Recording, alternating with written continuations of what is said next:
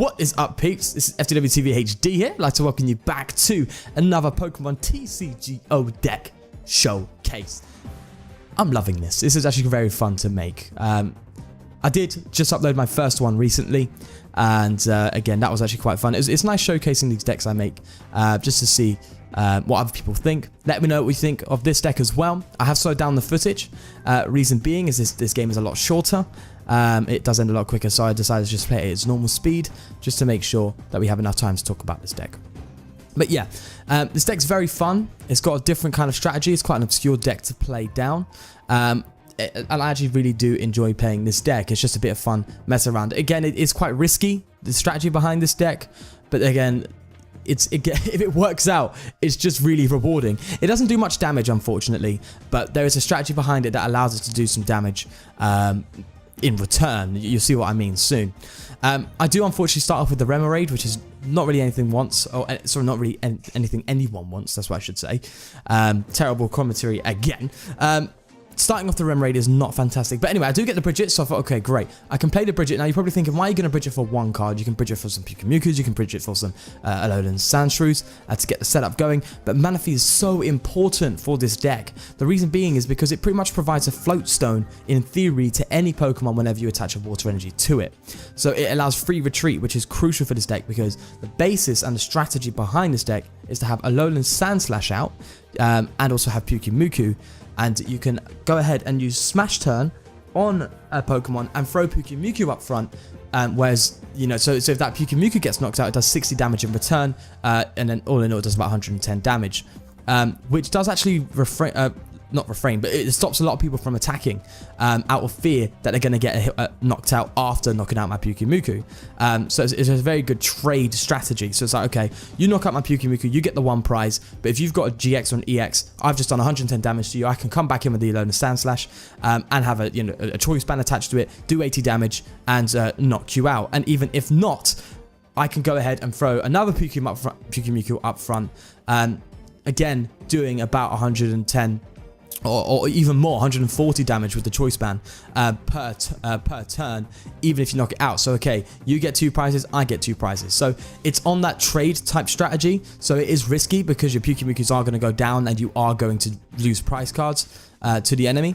But this is why Pyukumuku, I find it so great. It has the chance to do insane damage on occasion. Now, you may get tails. Coin flips is never really a consistent thing, but it's good to have. The reason why I attach the energy is not just for continuous tumble, but again for that free retreat. Because if I have Pyukumuku up front, if they decide not to attack me after putting Pyukumuku up front, I can just retreat into that Sandslash, go for the Smash Turn and go back onto that Pyukumuku after using Smash Turn to just really put them in a tight spot. Because you don't want to knock out the Pyukumuku. Taking 60 damage is not something you want to have at the end of almost every turn. So it's something that a lot of players refrain from doing, and it gives you more time to set up, more time to attach energies and choice bands, and to really get the game going and prepare yourself. So I do go for a Brooklyn Hill, super good card for this deck. Just lets me get everything out on the field right away. Maybe with the Bridget, I should have got some Sandshrews and I could have Brooklyn Hilled the Manaphy, but again, I thought Manaphy is the best thing to get out right away.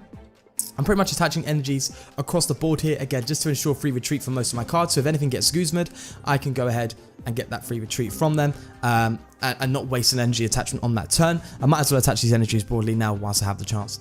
But yeah, as you can see, I've done 60 damage from Pyukumuku just with 2 heads, which again was quite lucky. He does play the N on me, which is actually kind of decent because my hand wasn't that great. Okay, I had an Evo Soda and double colorless, so I could have got a Alolan Sandslash right away.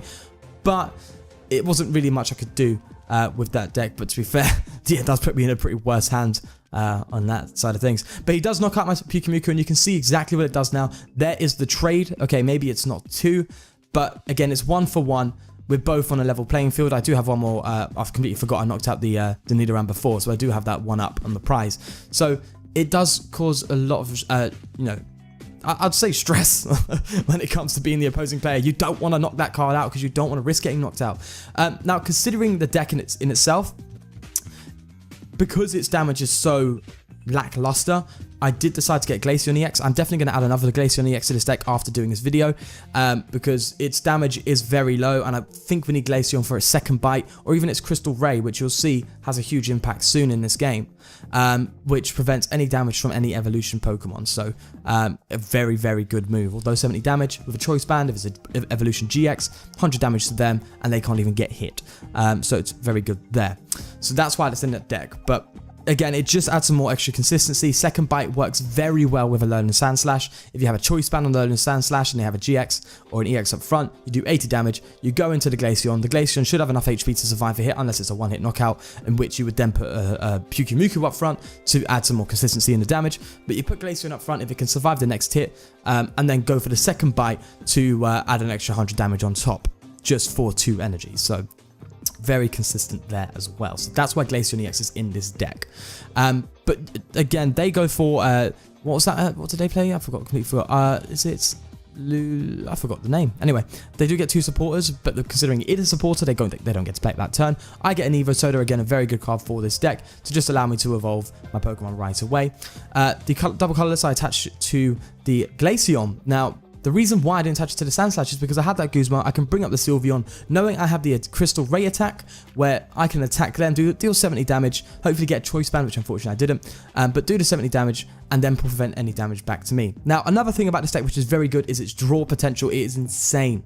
The fact that Alolan Sandslash has its Slush Rush, which allows you to draw one card before your turn ends, and also the Octillery. So if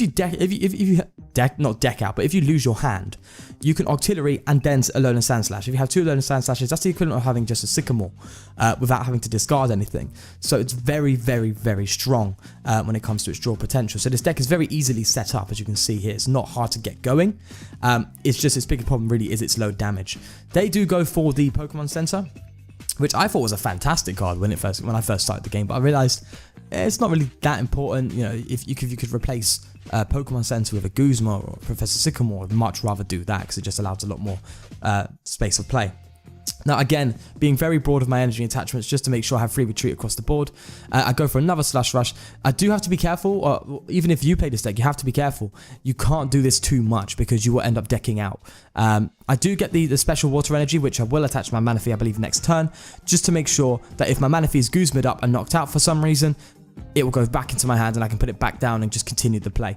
That is very important for Manaphy to be on the bench. So that is why I put the special water energies in there, just to keep any crucial Pokemon alive when necessary. The Lana you can see there, I've got down just for consistent healing across the board. I should have a water energy attached to most Pokemon. So that'll be that. They don't have Guzma. They actually have an Escape Rope, which is pretty much a worst case, a worse version of Guzma. So I'm assuming they just don't have the cards to do it. If they had a Guzma, I would have assumed they would have brought out one of my Manaphy's or something like that. But so that's that. They do have the Togekiss. Unfortunately, they have a Psychic Energy. I don't know if they... No, they will have Fairy Energies, of course. They've got Sylveon there. The Togekiss, again, was something I wasn't too concerned about. It's not an incredible EX card. So I was like, okay, it's not a problem. But the reason why I've thrown the Manaphy up front is because it's not crucial right now. It does a bit of extra healing, but right now I don't need any healing. I do have a Lana in my deck, so if I do get desperate, I can go for, Abyssal Hand, try and draw it. Slush Rush, I can try and draw it. So if needed, I can get it. But I do get the Guzma, so I use that Guzma straight away to get the Glaceon back into play with that Sylveon just to cause more strain. And I get another Guzma, so even if they bring me back out, I can go and throw it back into its original position where the Glaceon EX is facing the Sylveon. I do get that Choice Band, attach it right away. Now, I don't go for Crystal Ray here. I go for Second Bite. This is why it's important, because Second Bite with a Choice Band is going to do 130 damage, because Second Bite does 10 plus damage for every damage counter on your opponent's active Pokemon. So, again, very good two-turn knockout pretty much when it comes to it. It works very well with Crystal Ray as well, if necessary.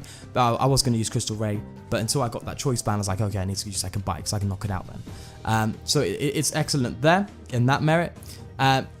With that said, this game should be coming to an end soon because there's not much they can do.